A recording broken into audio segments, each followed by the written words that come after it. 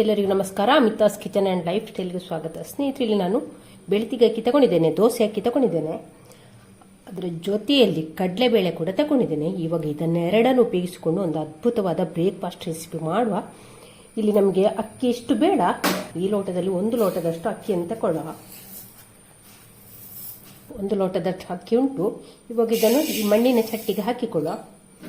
ಇಲ್ಲಿ ನೋಡಿ, ಕಡಲೆಬೇಳೆ ಕೂಡ ಇಷ್ಟು ಬೇಡ, ಅಕ್ಕಿಯ ಅರ್ಧದಷ್ಟು ಸಾಕು, ಅಂದರೆ ಅರ್ಧ ಲೋಟದಷ್ಟು ಕಡಲೆಬೇಳೆಯನ್ನು ತಗೊಳ್ಳುವ.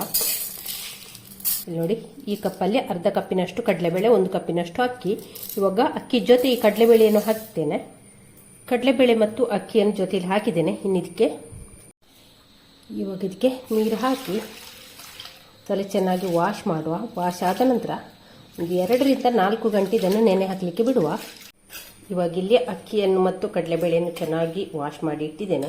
ಅಕ್ಕಿ ಮತ್ತು ಬೇಳೆ ಚೆನ್ನಾಗಿ ನೆಂದಿದೆ, ಹೀಗೆ ತುಂಬ ಮೆತ್ತಗಾಗಬೇಕು.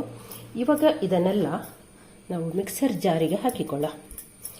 ನೀರನ್ನೆಲ್ಲ ಸೋಸಿ ತೆಗೆದು ಎಲ್ಲವನ್ನು ಕೂಡ ಮಿಕ್ಸರ್ ಜಾರಿಗೆ ಹಾಕಿಕೊಳ್ಳ. ಬೇಳೆ ಮತ್ತು ಅಕ್ಕಿಯನ್ನು ಹಾಕಿಕೊಂಡಾಯಿತು. ಈಗ ಇದಕ್ಕೆ 1 ತುಂಡು ಶುಂಠಿ, 2 ಕಾಯಿ ಮೆಣಸು, ಖಾರ ಉಂಟು, 3 ಕಾಯಿ ಮೆಣಸು ಕೂಡ ಹಾಕಿಕೊಳ್ಬೋದು. ಒಂದು ಅರ್ಧ ಸ್ಪೂನ್ನಷ್ಟು ಜೀರಿಗೆ, 1 ಸ್ಪೂನ್ನಷ್ಟು ಸಕ್ಕರೆ, 1/4 ಟೀ ಸ್ಪೂನ್ನಷ್ಟು ಅರಶಿನ, 1 ಸ್ಪೂನ್ನಷ್ಟು ತೆಂಗಿನ ಎಣ್ಣೆ, ರುಚಿಗಾಗುವಷ್ಟು ಕಲ್ಲುಪ್ಪು, ಯಾವ ಕಪ್ಪಲ್ಲಿ ಅಕ್ಕಿ ತಗೊಂಡೆ ಅದೇ ಕಪ್ಪಲ್ಲಿ ಅರ್ಧ ಕಪ್ಪಿನಷ್ಟು ಮೊಸರು. ಇದನ್ನು ಮುಚ್ಚಳ ಹಾಕಿ ನಯವಾಗಿ ಗ್ರೈಂಡ್ ಮಾಡಿಕೊಂಡು ಬರುವ.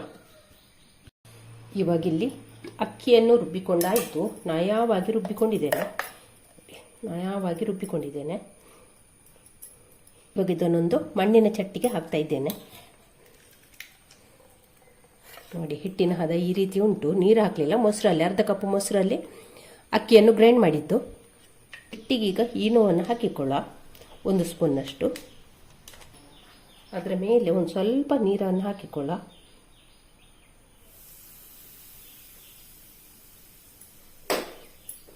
ಹಾಕಿ ಹಿಟ್ಟನ್ನು ಚೆನ್ನಾಗಿ ಮಿಕ್ಸ್ ಮಾಡುವ.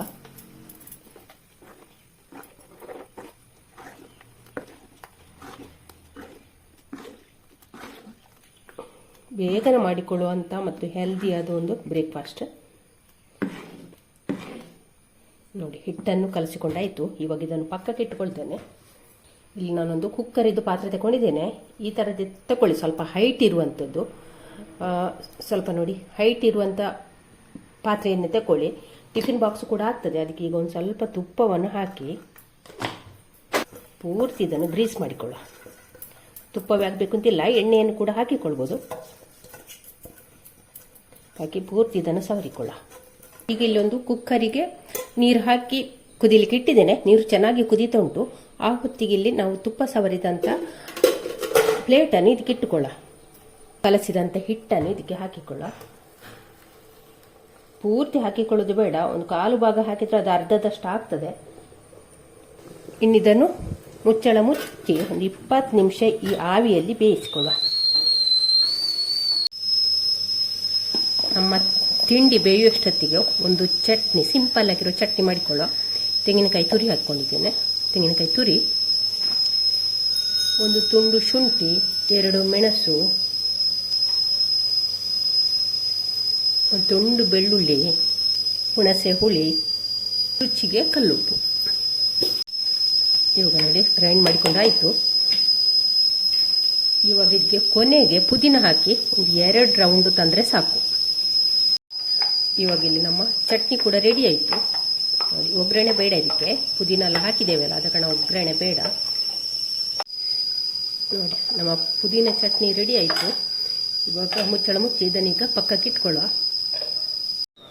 ಇವಾಗ ನೋಡ, ಒಂದು 25 ನಿಮಿಷವೇ ಆಗಿದೆ. ಬೆಂದಿದ ಅಂತ ಚೆಕ್ ಮಾಡುವ. ಒಂದು ಕಡ್ಡಿಯನ್ನು ಹಾಕಿ ಉಂಟು ನೋಡಿ, ಕಡ್ಡಿಗೆ ಅಂಟುಕೊಳ್ಳೋದಿಲ್ಲ, ಹಾಗಾಗಿ ಬೆಂದಿದೆ ಅಂತ ನಮಗೆ ಒಂದು ಅಂದಾಜಾಗ್ತದೆ. ಇವಾಗ ಇದನ್ನು ನಾವು ತೆಗೆಯುವ. ಇವಾಗ ನೋಡಿ, ನಮ್ಮ ಡೋಕ್ಲ ಬೆಂದಿದೆ. ಇನ್ನೊಂದು ಸ್ವಲ್ಪ ತಣ್ಣಗಾಗಲಿಕ್ಕೆ ಇದನ್ನು ಬಿಡುವ. ಇವಾಗ ಇದನ್ನು ಸೈಡನ್ನೆಲ್ಲ ಬಿಡಿಸಿಕೊಂಡು ಕಟ್ ಮಾಡಬೇಕು. ಸ್ನೇಹಿತರೆ, ಇದರ ಹೆಸರು ಬಂದು ಡೋಕ್ಲಾ. ಇದು ಗುಜರಾತಿನವರ ಒಂದು ಬ್ರೇಕ್ಫಾಸ್ಟ್ ರೆಸಿಪಿ ಅಂತಲೇ ಹೇಳ್ಬೋದು. ಬ್ರೇಕ್ಫಾಸ್ಟ್ ಈವ್ನಿಂಗ್ ಕೂಡ ಮಾಡಿಕೊಳ್ಬೋದು. ಇದನ್ನು ಚಟ್ನಿಯೊಟ್ಟಿಗೆ ಸವಿದ್ರೆ ಉಂಟಲ್ಲ ತುಂಬಾ ಒಳ್ಳೆಯದಾದ ಒಂದು ರೆಸಿಪಿ ಅಂತಲೇ ಹೇಳ್ಬೋದು. ಸಾಫ್ಟಾಗಿ ಹಾಗೆ ಹೆಲ್ದಿ ಆದಂಥ ಒಂದು ರೆಸಿಪಿ. ಇದು ರುಚಿಯಲ್ಲಿ ಸಿಹಿ ಮತ್ತು ಹುಳಿಯ ಅಂಶವನ್ನು ಹೊಂದಿದೆ. ಹಾಗಾಗಿ ಎಲ್ಲರೂ ಕೂಡ ತುಂಬ ಇಷ್ಟಪಟ್ಟು ತಿನ್ನುವಂಥ ಒಂದು ಆಹಾರ. ಇವಾಗ ಇದನ್ನು ನಾವು ಉಲ್ಟ ಮಾಡಿಕೊಳ್ಳುವ. ಉಲ್ಟ ಮಾಡದಿದ್ರೂ ಆಗ್ತದೆ, ನಾನಿಲ್ಲಿ ಉಲ್ಟ ಮಾಡ್ತಾ ಇದ್ದೇನೆ.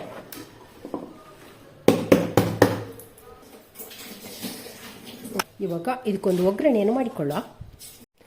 ಸ್ಟವ್ ಮೇಲೆ ಒಂದು ಒಗ್ಗರಣೆ ಸೌಟಿ ಇಟ್ಟಿದ್ದೇನೆ. ಅದಕ್ಕೆ 1 ಟೇಬಲ್ ಸ್ಪೂನ್ನಷ್ಟು ತುಪ್ಪವನ್ನು ಹಾಕಿದ್ದೇನೆ. ತುಪ್ಪ ಎಣ್ಣೆ ಏನೋ ಸಹ ಆಗ್ತದೆ. ತುಪ್ಪ ಹಾಕಿದರೆ ಟೇಸ್ಟು ಪರಿಮಳ ಎಲ್ಲ ಒಳ್ಳೆಯದಿರ್ತದೆ. ಕಾದಂಥ ತುಪ್ಪಕ್ಕೆ ಈಗ ಸಾಸಿವೆನ ಹಾಕ್ತಿದ್ದೇನೆ. ಸಾಸಿವೆ ಚಟಪಟ ಅಂತ ಹೇಳ್ತಾ ಉಂಟು. ಆ ಹೊತ್ತಿಗೆ ಇಲ್ಲಿ 1/2 ಸ್ಪೂನಷ್ಟು ಜೀರಿಗೆ ಹಾಕ್ತಾ ಇದ್ದೇನೆ. ಅದರ ಜೊತೆಯಲ್ಲಿ ಕರಿಬೇವು,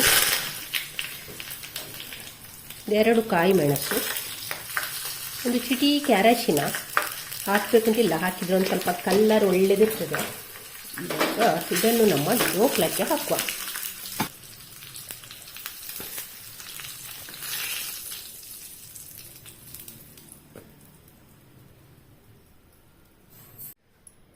ಕೊತ್ತಂಬರಿ ಸೊಪ್ಪು ಮೊದಲೇ ಹಾಕಬೇಕಿತ್ತು. ಸ್ವಲ್ಪ ಕೊತ್ತಂಬರಿ ಸೊಪ್ಪನ್ನು ಕೂಡ ಹಾಕ್ತಾ ಇದ್ದೇನೆ. ನಮ್ಮ ಡೋಕ್ಲ ಈಗ ಸವಿಯಲು ಸಿದ್ಧ. ಇದನ್ನು ಕಾಯಿ ಚಟ್ನಿ ಒಟ್ಟಿಗೆ ತಿಂದು ಉಂಟಲ್ಲ ಒಳ್ಳೆ ಮಜಾ ಆಗ್ತದೆ. ಹಾಗೆ ಚಟ್ನಿ ಕೂಡ ಮಾಡಿದ್ದೇನೆ. ಚಟ್ನಿ ಮತ್ತು ಡೋಕ್ಲ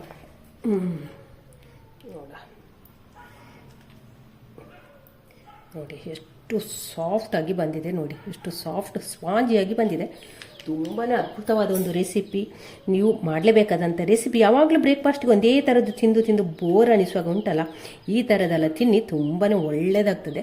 ಹೆಲ್ದಿಯಾದ ಫುಡ್ ಅಂತಲೇ ಹೇಳ್ಬೋದು ಇದನ್ನು. ಹಾಗೆ ಫಟಾಫಟ್ ಅಂತ ಕೂಡ ಮಾಡಿ ಮುಗಿಸ್ಬೋದು. ಹಾಗೆ ಸ್ನೇಹಿತರೆ, ಈ ರೆಸಿಪಿ ನಿಮಗೆ ಇಷ್ಟ ಆದರೆ ಉಂಟಲ್ಲ, ಪ್ಲೀಸ್ ಲೈಕ್, ಶೇರ್, ಕಮೆಂಟ್ ಮಾಡಿ. ಚಾನಲ್ಗೆ ಯಾರಾದರೂ ಹೊಸಬರಿದೆ ಪ್ಲೀಸ್ ಸಬ್ಸ್ಕ್ರೈಬ್ ಮಾಡಿಕೊಂಡು ಚಾನಲನ್ನು ನೋಡಿ. ಥ್ಯಾಂಕ್ ಯು ಸ್ನೇಹಿತರೆ.